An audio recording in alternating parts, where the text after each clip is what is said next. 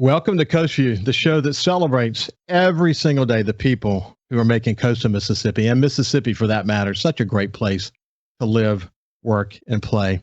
You know, I look back at my time here in coastal Mississippi, and one of the relationships that I really, really look back on so fondly is my relationship with Lucy Marion Roberts, who is the mother to Robin Roberts from Good Morning America and Dorothy Roberts from Pastor Shan. Dorothy's been on the show several times. I'm privileged to call both of them friends, but Lucy Marion was such an inspiring figure. One of the, when you hear Dorothy and Robin talk, they often quote their mother. Their mother was such an inspiring person. I don't know of anyone who wasn't inspired by Lucy Marion. But you've probably heard Robin talk about this before. She says often that she has made her mess her message. And essentially, when she says that, she's saying that she's taking the negative experiences that she's faced along her life, and she's working very hard to encourage others to use those negative experiences as an encouragement for others.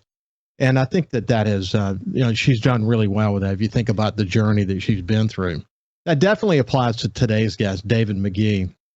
But before we get to David, I want to give you a bit of a backdrop to his incredibly inspiring work.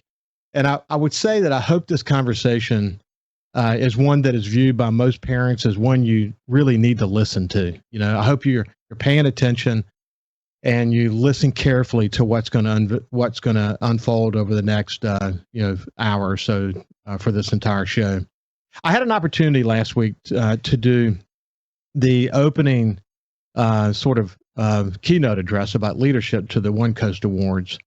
And after the session, several people came up to me and we talked about opportunities for the show, et cetera.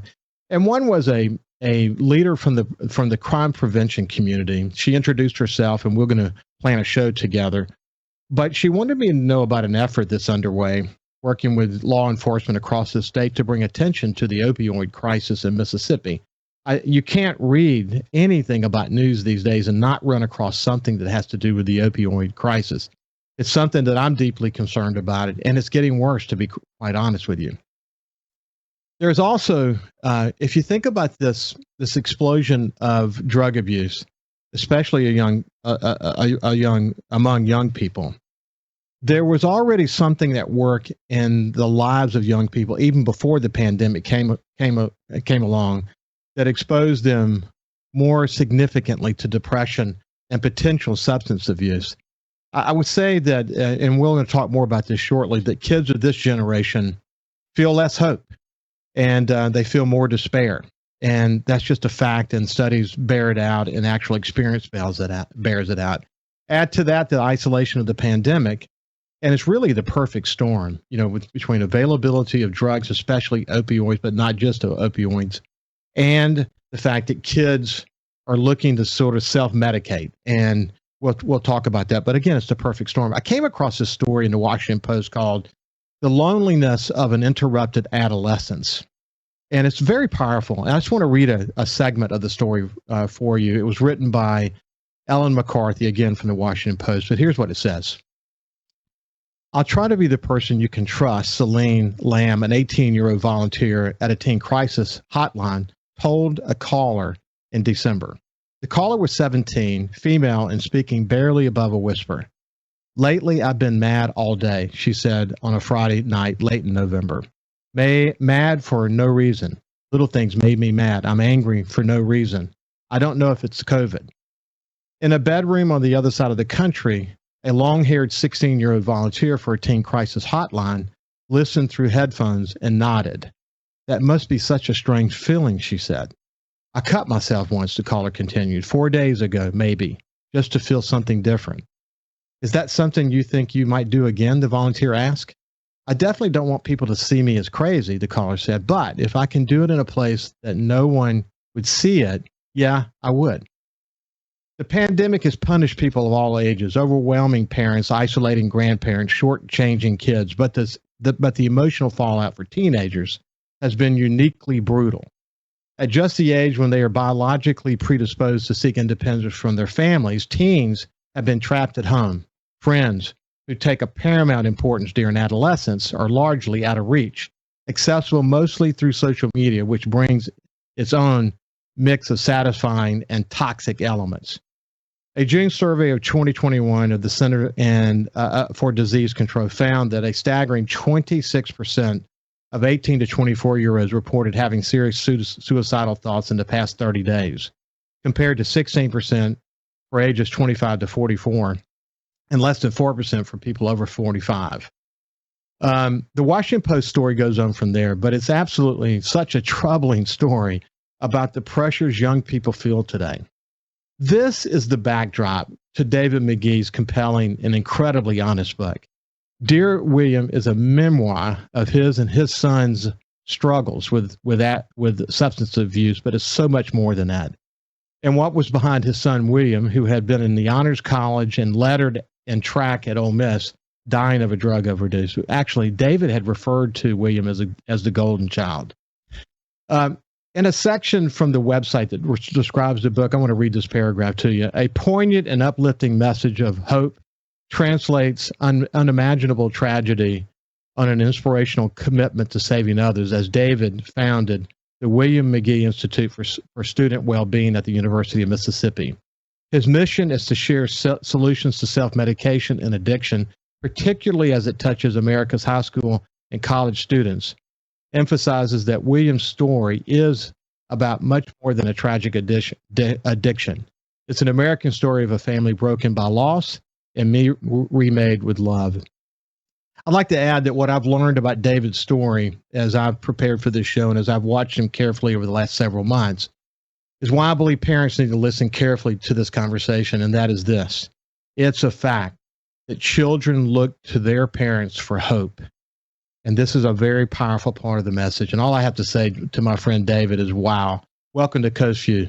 How you doing, my friend? Thank you so much, Ricky. I think you illustrated the problem that we're facing in what I like to say is the American family is under just real duress and a great risk. And we used to think about launching, we'd get married, we'd launch into this American dream, and that's under assault. When I was a child and would sit in church and they would talk about the devil, Ricky, I would try to envision this little guy in a red suit, and I couldn't make sense of that until I really understood that substances that are being so misused and pumped into our country and wrecking our families, that is the devil. And God's work is healing.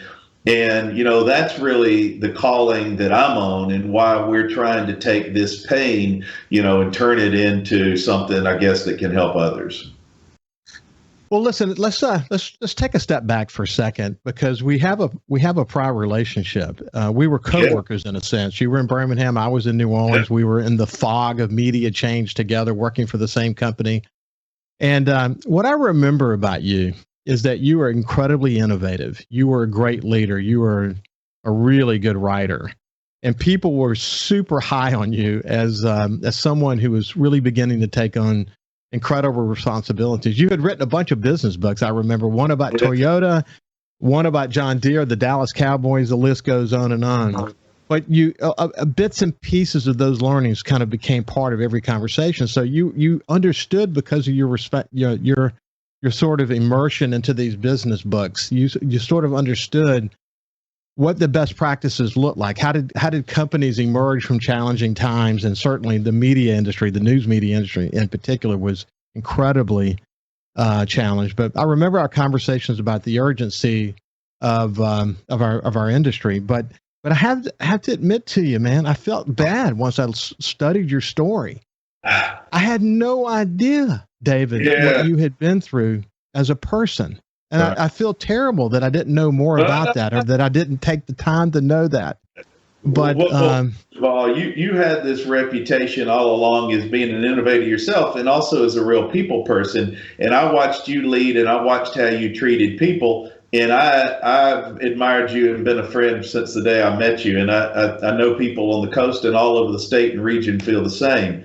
And really, though, I think at the time, like, I wasn't I think when you're going to take your story on a big platform, like my family and I are doing now, I think that you really have to be fully secure on your foundation, because when you're talking to others, they are often also at risk. And if your messaging is really not right, it can be problematic. So where I came from, Ricky, is I knew my son William had told me before he died, I want to help people one day. And I really had that same calling, but I knew that I had to really work on myself inside and out. And our family had to get itself back on its feet before we could take that story to the people.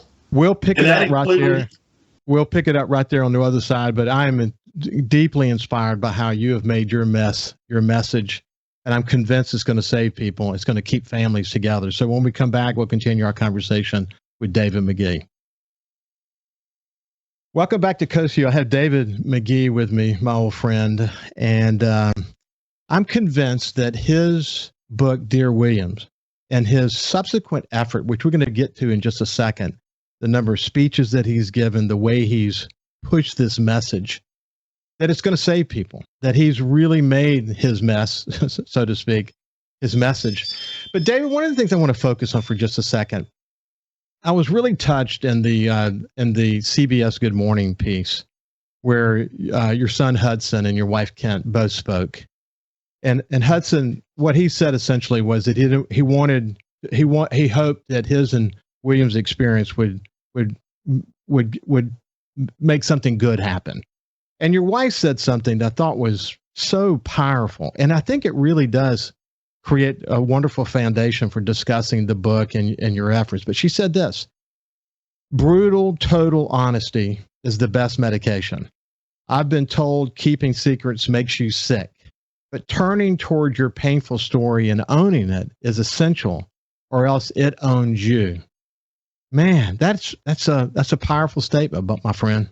And it's so unusual, Ricky. I think the reason our story has taken off nationally is there are a lot of people who have written books or told stories of individual addiction or family pain, but it's rare to really look. Addiction and mental health is a family issue, and so that's what I've told is a family story. But it's rare the rest of the family can join in telling that, because it's not often that the whole family is kind of, minus our late son William, who we sadly lost, but that the whole family ends up in a place of healing at the same time where it can then take its message forth. So, we lost our son William to an accidental drug overdose, but we almost also lost our son Hudson, who was found in a fraternity house on campus, nearly dead, not breathing, with no heartbeat from an accidental drug overdose. And then our daughter also an eating disorder, and I had my own struggles. So our whole family, minus Wade, being able to come from a place of healing and share its message. And my wife is the hero of the story. She really is, by being brave enough to push that truth forward. Well, you said that the darkest moment can be a real energy source for doing good, doing well, and living well.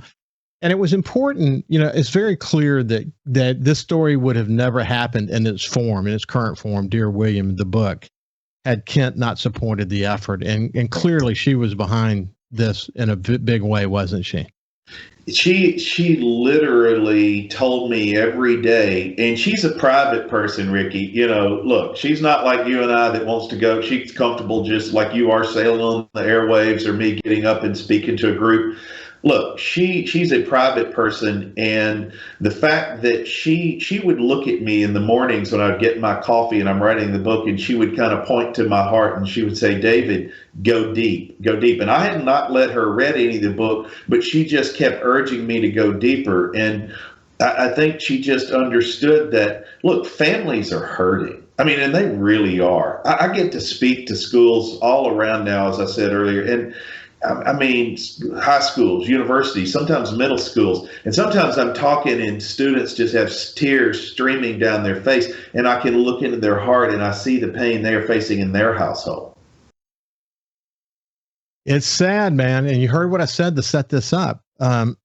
this perfect storm between the availability of some really wicked drugs and this notion that kids feel more despair today than ever, and that they get their hope from their parents. And that's not something your kids were getting from you at one point in your life, is it? No, and Ricky, I thought I was the perfect father. I was teaching a young adult Sunday school class. I coached every youth sports team my children played on. I tucked them in at night with sweet "I love yous," and I was on the city council. I see myself as a role model. Yet my children were seeing me open a bottle of wine at 5 o'clock and eyeing it till it's gone, maybe getting into another. They were seeing a different story. And when my son Hudson was in recovery in treatment after nearly dying and had a miraculous recovery, he told in Family Day, not about how I tucked him in, not of all the youth sports teams I coached. The one thing he told was he remembered me embarrassing him at a family vacation because I reached in my pocket and gave him some money for ice cream when he was young. And when I put my wallet back in my pocket, I missed again. And that embarrassed him.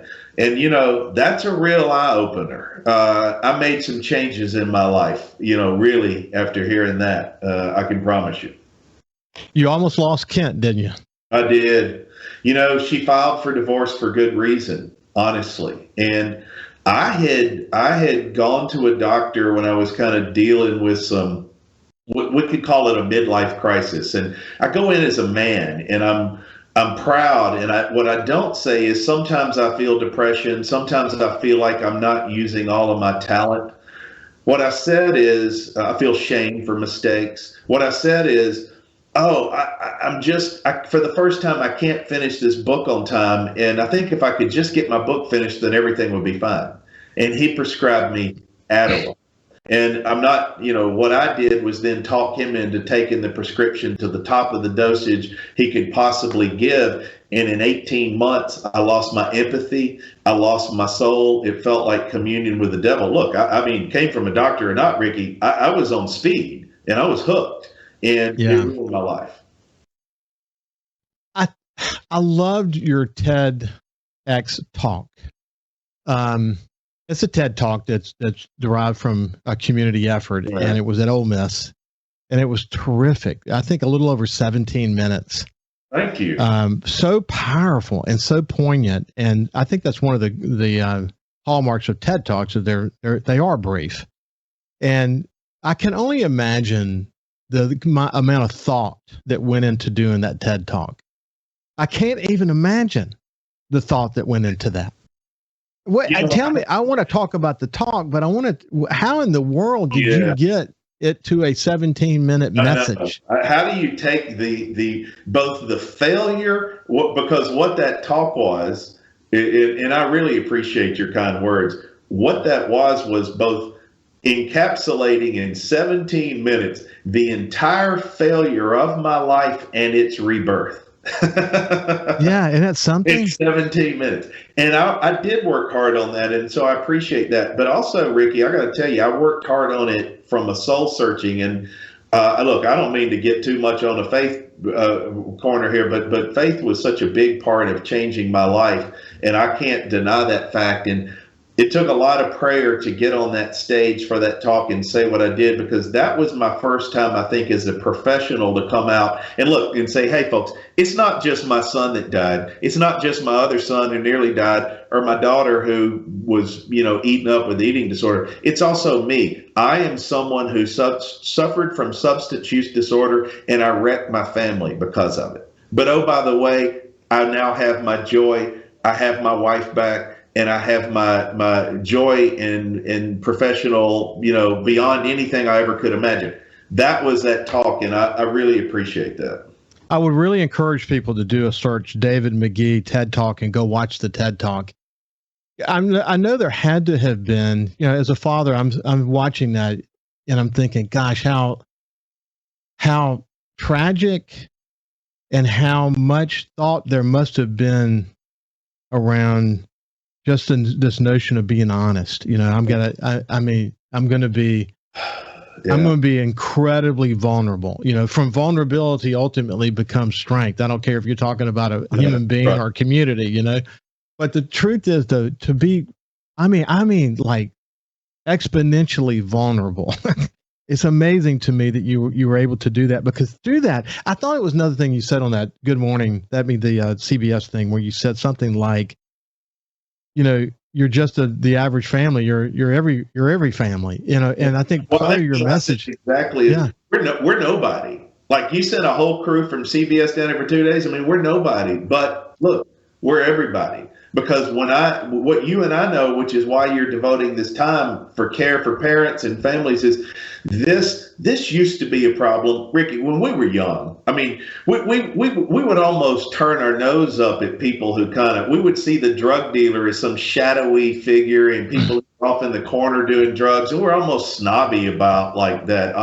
I mean, all of us, to be honest. And nowadays, this is in every church. It's in every family. It's in every school. This is an American crisis. And I just realized that, well, first of all, for me personally, I used to battle some depression and anxiety, and I got to be honest, I almost have as close to as a human can get to zero now. I'm still human, but part of it went away the moment I started speaking that truth you're talking about.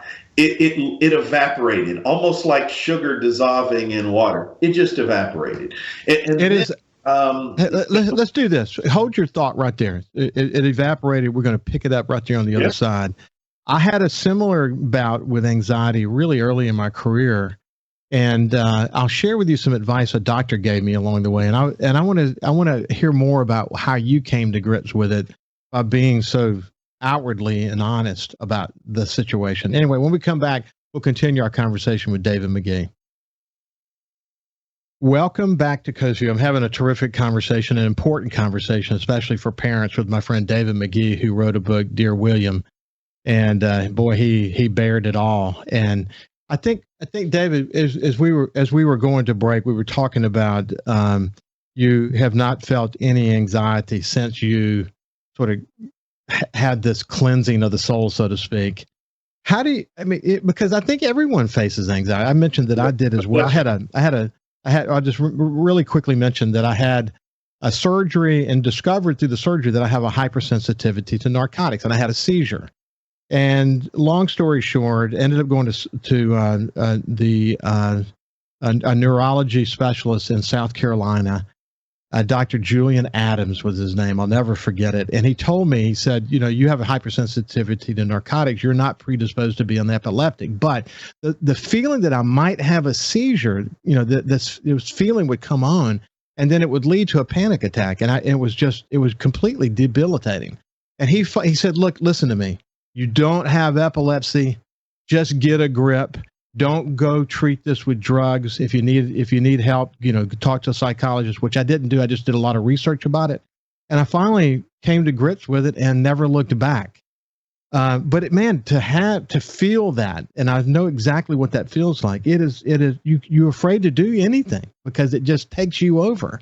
So what is it about what you did that helped you just cleanse it? It really did help me cleanse, and truth is at the backbone of that. And so much of us, look, we humans are complicated, and it starts with family when we are children, and we can have the happiest and best household, and we can love our parents so much. But, they talk about family being the root of our socialization, and there's no doubt that's true. But it also is often the root of our pain, our wounds. And, for me, I was adopted out of New Orleans. I didn't literally know who I was. A lot of your listeners will know the old Sellers Baptist Adoption Home. I didn't literally, and sometimes figuratively didn't know who I was. And then you add on things. We all make mistakes when we're young. We all make mistakes in marriage. We all make mistakes, and we feel shame sometimes of those. And I think that thatching kind of piled up. For me, Ricky, what I learned is, I think when it would pile up, I would almost try to hide it and cover it up and act like I'm fine. When I finally spoke a truth of here's who I am, here's my brokenness. Then I actually got unbroken and found healing. It was really just freeing the self of what you talk about. A lot of it's humility. A lot of it's just putting it out there. And truly, I think people finally began to look at me differently. I saw people look in my eyes with a truth back, a reflection I saw back that for the first time honestly felt like a man and a human who had some maturity and happiness and joy. Well, what's powerful about this whole notion of, first of all, you being willing to tell your story, of course, but this notion of being in every family, that every family has their struggles and their challenges. That's just a reality. And the fact is that kids do look to their parents for hope.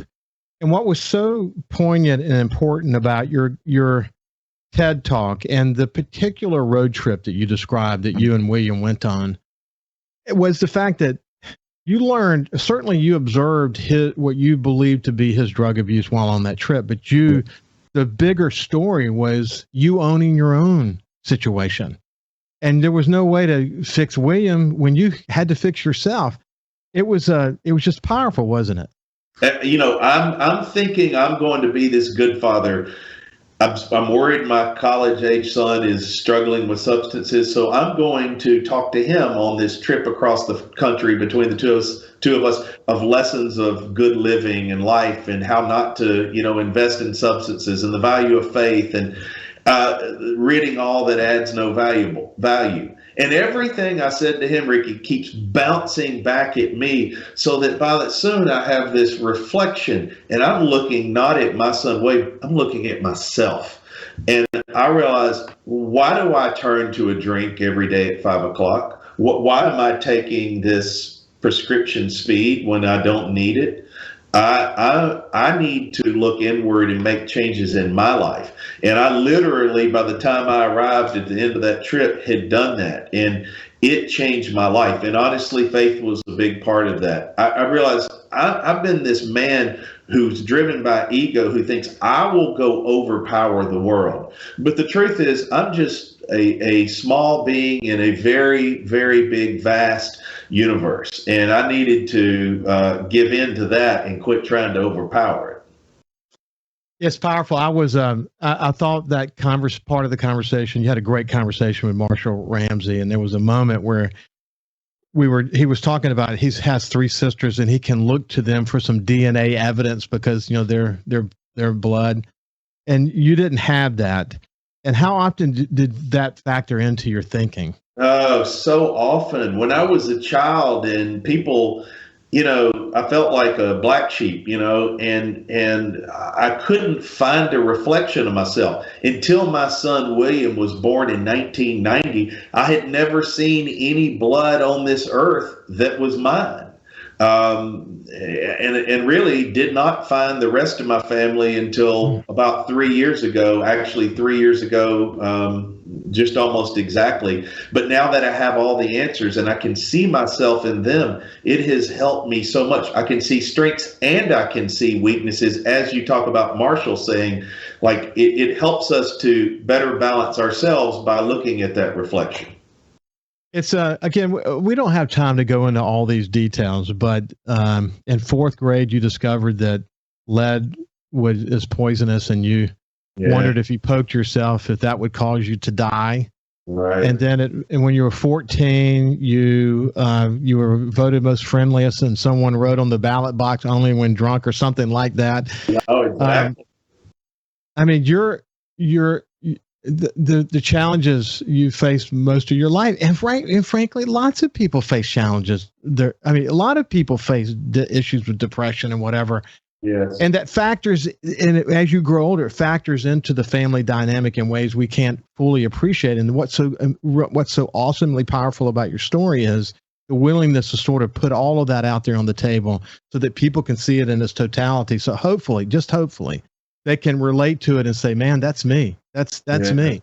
And yes, that's my child. And what can I do about it? I'm sure there are people listening to this show now that know that they have a problem and there's something they need to do about it. And what do you advise? Because what's interesting about your story, David, is that you really have made it your message.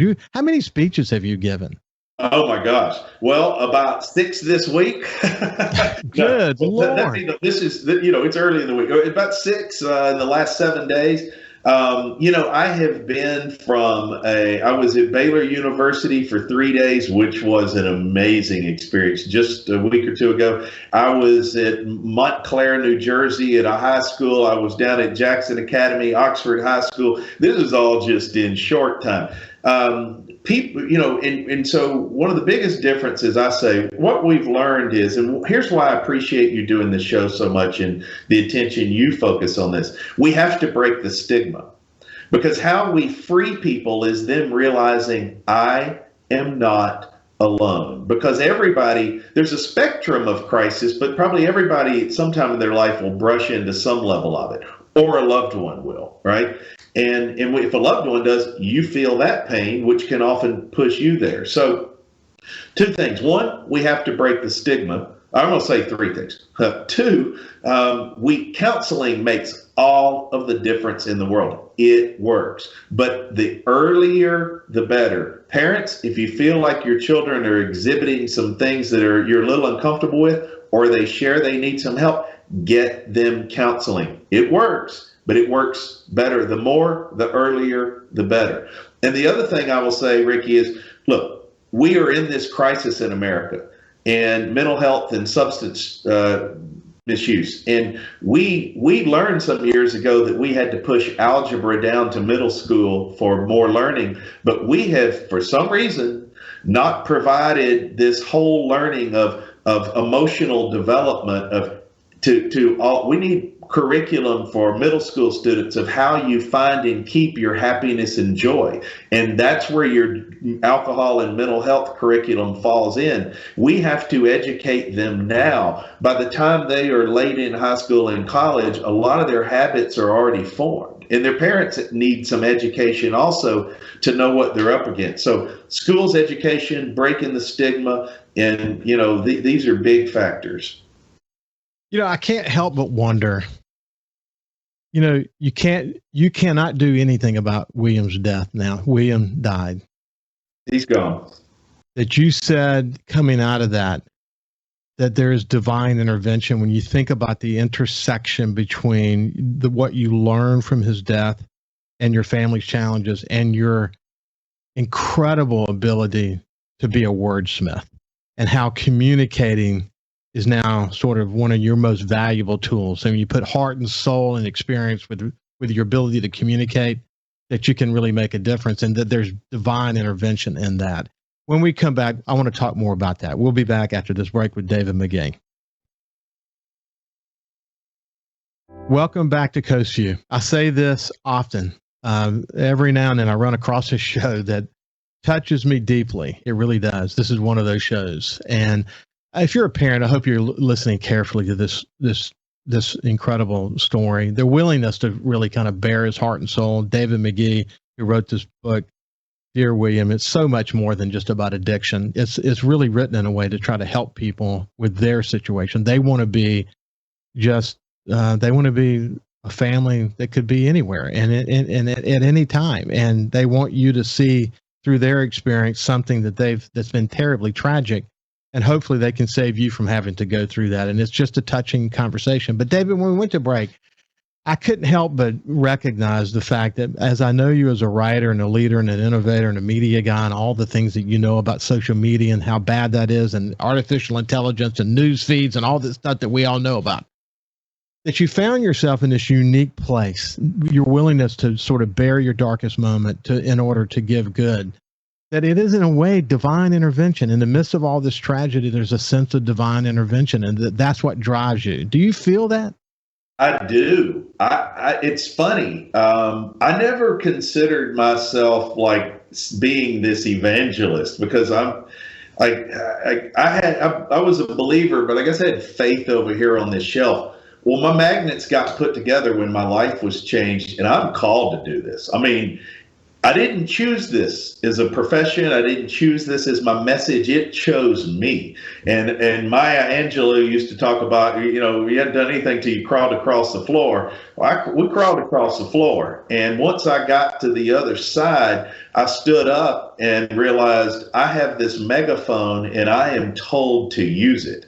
And that's really it right there. This is a calling. So tell me about the William Mcgee Center there at Ole Miss. So when my son William, we realized in his senior year, when he was in the honors college, as you mentioned, and all that, we realized he had a substance problem. He was anxious and shy, and he thought he could use in college, but quit when it was time to get out, but he couldn't. And we just couldn't really find people. We had good resources developed, like student health services. But, we live in a different world now because, as you said so eloquently in your opening, things have changed and we're facing crisis. Well, we realized that we needed to help the university develop that for students. So substance use, mental health disorder, students could find empathy and support. And so we began with a lot of stakeholders raising financial support and helping shape that. And the William Mcgee Center opened in 2019, and we have helped students. We've had a lot of publicity, which helps break the stigma and the barriers, but we got to help a lot more. We've only scratched the surface. And frankly, a lot of our work has to probably get outside of college and get into high school. That's why I go speak around at so many schools. It's all related. Well, again, outside of everything that you and I have talked about, if you just look at just specifically the impact that social media is having on young people, especially young girls, but I mean, young people in general, especially young girls, there's a lot of attention to this notion of kids not feeling like they're measuring up. This whole notion of, do they really believe they can be as accomplished as their parents were, or can they be the person they really see themselves to be in their heads? And there's so much about that. I mean, I could see sort of a William Mcgee Center in every university in America. Do you see that there is the kind of I'm thinking about the Ford Foundation and the Robert Wood Johnson Foundation, the kind of foundation support for an effort like this that you would like to see? I really do, and I appreciate that so much. Like I told you, when I was at Baylor University last week, they have some amazing programs underway too. In some ways, they're ahead of where they've been doing it longer. But we have some things they don't have, right? So you're a collaborator, and that's your long history. And so what we're seeing, and they said to us, and we're saying to them, is, what if we all begin to collaborate and create like a network, and we start sharing information and deepening, and then we can share it with high schools and even middle schools? That's really, I think, you're onto something, and you always are. And I do think that's really probably what we're headed to. Our young people, our parents, and our families need help. And we have to throw down the gauntlet for shifting this pain and swinging the pendulum back in this country, and frankly, all over the world. But in America, we are in a crisis, and it's time to throw down the gauntlet against this. And it's going to take that kind of comprehensive work and unified effort. And I'll say this quickly. We're going to have to rise up above politics. On this one, it's time to quit fighting with ourselves. We have to help the children. We have to help the families. And we have to put our ego and our politics aside and come together to find solutions. Yeah, I'm so frustrated by the current political scene. And I worry deeply about it on a regular basis that we can't find compromise, that the polarizing extremes are too often defining the agenda. And as a result, we're really not solving any of the most important problems that we have to solve. But what occurs to me is that having this, and we're coming to the end, having something like this at every university where parents don't take responsibility, it may actually be the kid that ends up taking responsibility for saving the family. So there's so many ways that this could be cut. But David, I wish we had more time together. We will have you again for sure, 100% for sure. It's been a pleasure. Thank you for bearing your soul, my friend. Oh, I love the work you do, and thanks for being a storyteller and messenger for us all. Thank you, my friend. Thank you. I really appreciate it. You touched me. We'll see you tomorrow, and have a great day.